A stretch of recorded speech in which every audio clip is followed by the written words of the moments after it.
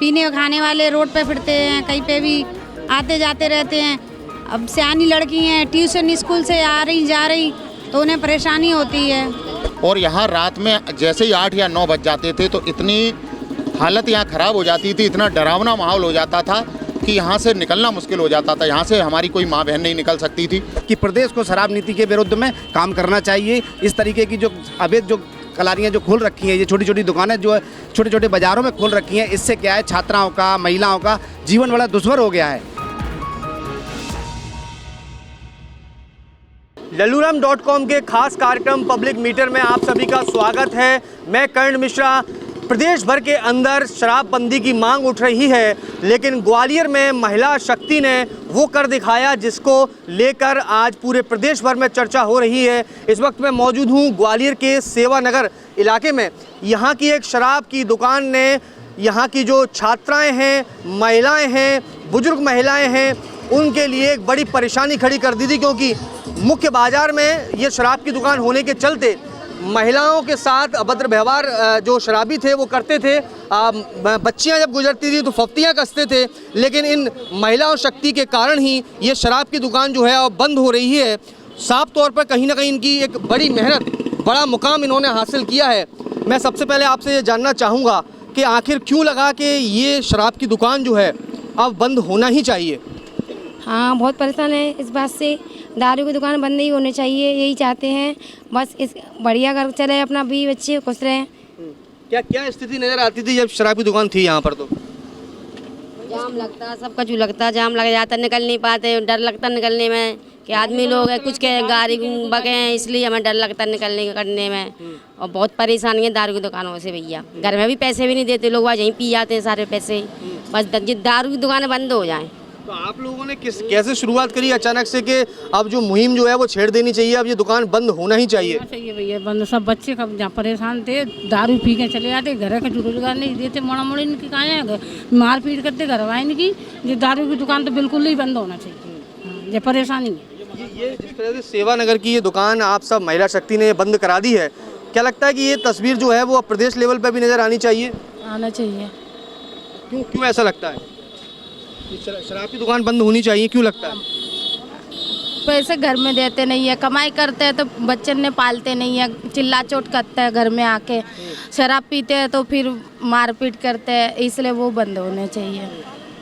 माता जी, आपको क्या लगता है कि जिस तरह से जब ये सेवा नगर की दुकान थी तो बेटियां जब यहाँ से गुजरती थी, शिकायतें पहुँचती थी थाने में कि शराबी जो है परेशान करते हैं, क्या तस्वीर रहती थी यहाँ पर? कुछ नहीं, ऐसे मतलब क्या है, निकलने में परेशानी होती है। लड़की वगैरह को भी पीने खाने वाले रोड पे फिरते हैं, कहीं पे भी आते जाते रहते हैं। अब सियानी लड़की हैं, ट्यूशन स्कूल से आ रही जा रही तो उन्हें परेशानी होती है, इसलिए निकल नहीं पाती हैं।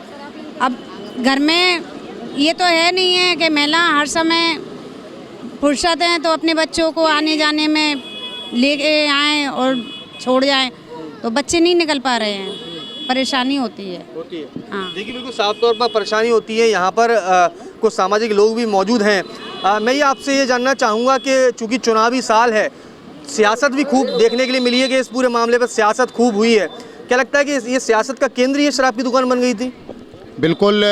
जिस तरह से मुझे ध्यान है, करीब 40 साल का मैं हो गया, मेरे याददाश्त में तो कभी सेवा नगर में शराब की दुकान खुली नहीं है।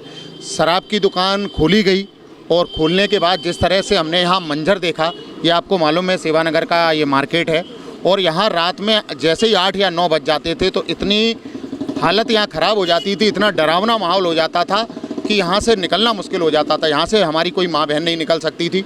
सरेआम लोग सड़कों पर शराब पीते थे, यहीं बोतलें फोड़ते थे, यहीं बड़ा गाली गलौज करते थे, बहुत लड़ाइयाँ होती थी। मतलब इन व्यापारियों का व्यापार करना मुश्किल हो गया था, आम जन का रहना यहाँ मुश्किल हो गया था। जिन लोगों के यहाँ घर हैं वो यहाँ रह नहीं पा रहे थे, बच्चे बच्चियों का यहाँ मुश्किल हो गया था, बड़ा ही भय का माहौल हो गया था। और ये बात सही है कि जिन लोगों ने यहाँ शराब खुलवाने का प्रयास किया, जिस सरकार ने शराब की दुकान खुलवाने का प्रयास किया, आज हमारी पूरी महिला शक्ति और हम पूरे क्षेत्रवासी, पूरे सेवानगर वासी, हम आंदोलन के जरिए यहाँ हमने सुंदरकांड का पाठ किया कि सरकार को सद्बुद्धि मिले।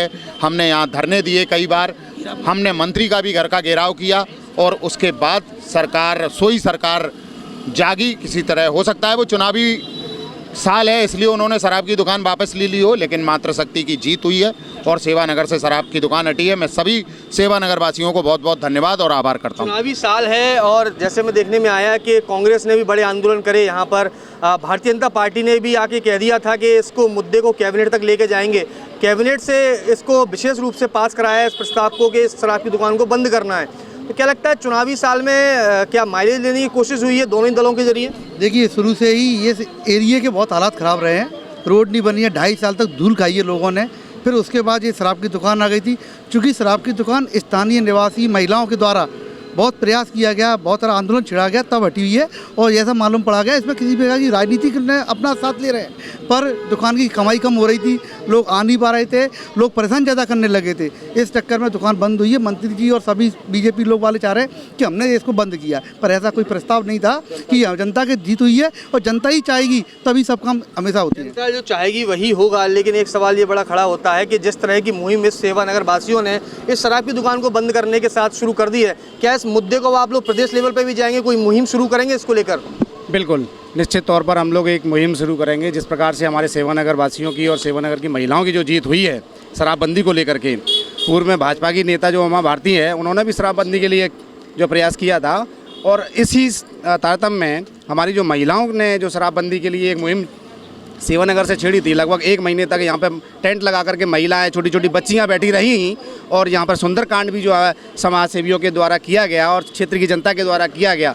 तो इससे निश्चित तौर पर ये मैसेज जाता है कि प्रदेश को शराब नीति के विरुद्ध में काम करना चाहिए। इस तरीके की जो अवैध जो कलारियाँ जो खोल रखी हैं, ये छोटी छोटी दुकानें जो है छोटे छोटे बाज़ारों में खोल रखी हैं, इससे क्या है छात्राओं का, महिलाओं का जीवन बड़ा दुश्वार हो गया है, जीवन बड़ा दयनीय हो गया, कष्टमय हो गया है। कि शराब को लेकर जो तस्वीर अब लगातार मुहिम आप लोगों ने यहाँ शुरू करी है, इस मुहिम को क्या प्रदेश लेवल पर अब महिला लेकर जाने वाली है? प्रदेश की महिलाओं को जागरूक अब और तेज़ी से होना पड़ेगा।